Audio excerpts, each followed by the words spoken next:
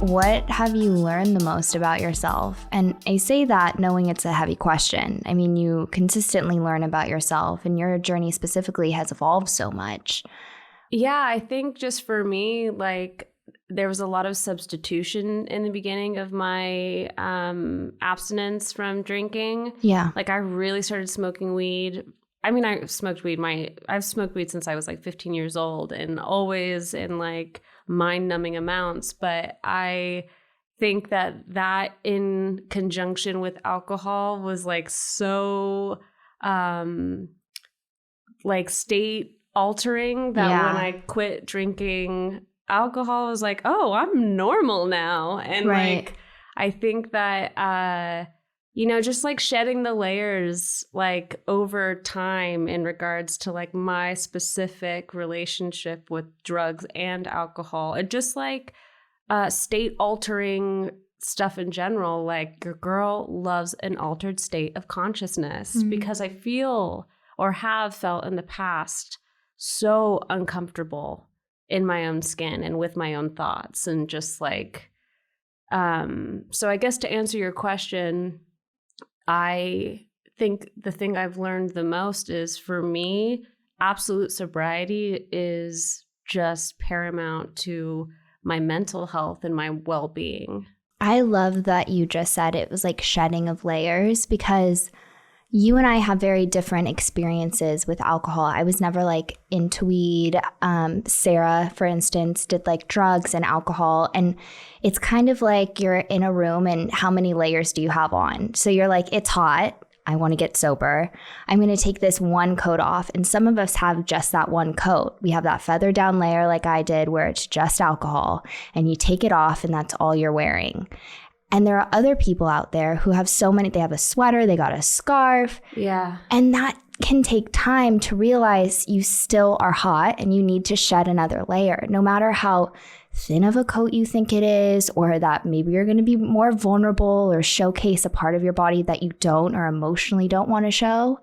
So I really love that, because I think it's relatable. Yeah, I'm in circles of sobriety where they refer to it as spiritual whack-a-mole. It's like spiritual whack-a-mole. Yeah, it's like you hit alcoholism, and then like your intense relationship with weed kind of pops up, and then you hit that down. And then for me, like my eating disorder kind of like spiraled out of control, and then I knocked that down, and then it was like, it's a constant battle of, I'm of the belief that alcoholism and addiction are a disease of the mind. So you can remove the substances, but you still have the disease of the mind that you have to kind of deal with. And it doesn't ever go away. But in sobriety, I have developed so many skills and tools that kind of help navigate the harder parts of it, because life doesn't stop happening. Oh, it totally doesn't. And you don't want it to. I mean, that's kind of the whole silver lining of being sober, is that you get to enjoy the life that is happening around you. Yeah. I mean, towards the end of like, I call it my second rock bottom,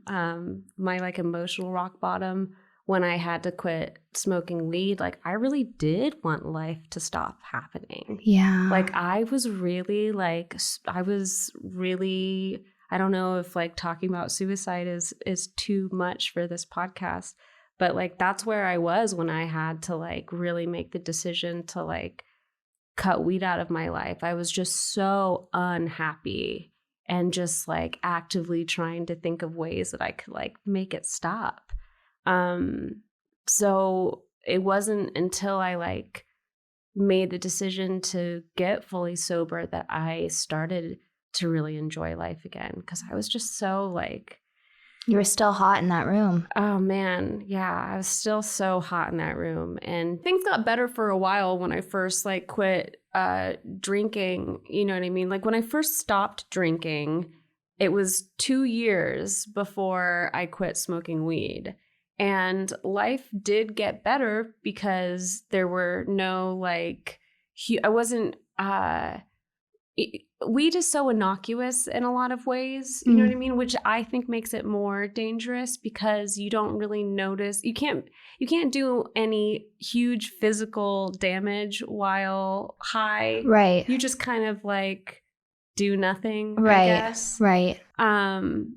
But with alcohol, the damage was clear. You know what I mean? It was like really evident that I had to stop.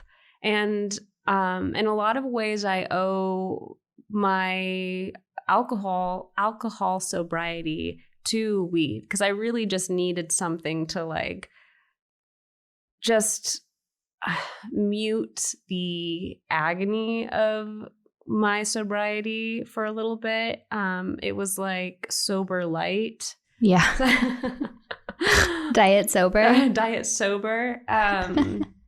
But you know, for a while it was cool and I was fine, but after a while it just stopped working. And the way that I describe it is like the window between trigger and full-blown like spiral was just closing in and narrowing on me.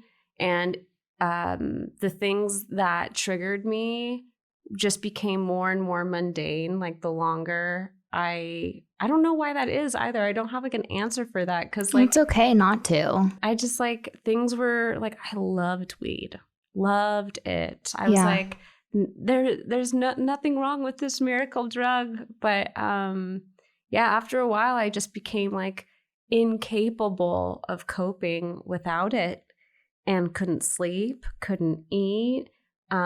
Social situations, I was both anxious with and without weed.